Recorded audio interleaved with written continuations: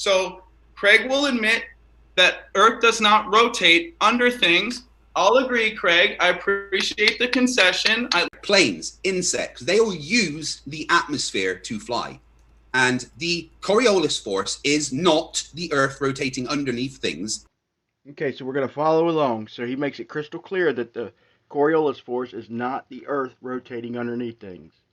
And in a condescending fashion, like he's teaching him something. Is it that the pendulum is moving to and fro and the Earth is moving underneath it? Is that what you're saying?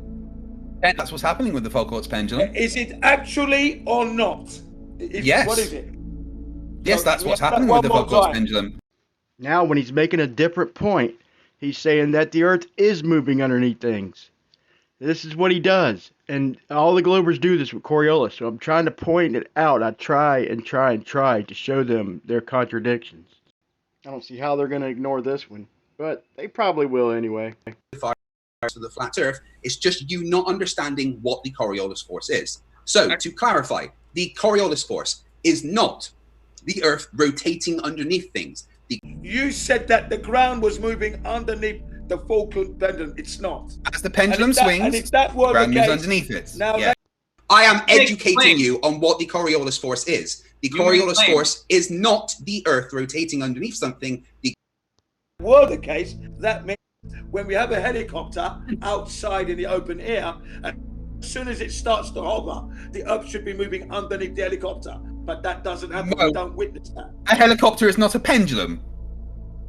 It's the same principle, isn't it? No, it's not. The fact that a pendulum is swinging backwards and forwards allows that pendulum to maintain its swing relative to the axis versus rotation. The same as if you put a pendulum on a merry-go-round, started swinging that pendulum, and then turned that merry-go-round, the pendulum would maintain its original direction of swing, even though the merry-go-round was going underneath it. So I've showed this before with Craig, just bold-faced lying and switching his arguments with different debates. You know, he did it with me, and he does it all the time. He's a bold-faced liar. Okay, and he acts like he's teaching us something. So Jen makes a good point. Okay, when Craig claims with Jen that the Earth is rotating underneath things, and it's rotating underneath the pendulum, then Jen makes the point that then it would rotate underneath the helicopter. That's a fair point. So besides the flip-flopping, the blatant contradiction is that Craig brings up a merry-go-round as an example and says the Foucault pendulum would maintain its line of swinging. But what about the helicopter, Craig? The helicopter's going to deviate also. You idiot.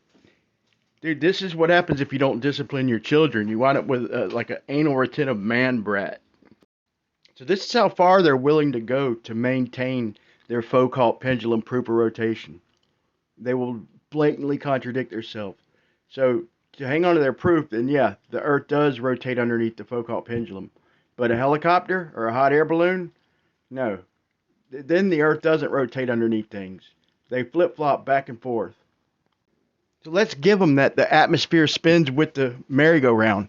If the helicopter went against the rotation of the merry-go-round, it's going to get back around quicker. I mean, they don't understand this simple shit. They literally blind themselves to maintain their model.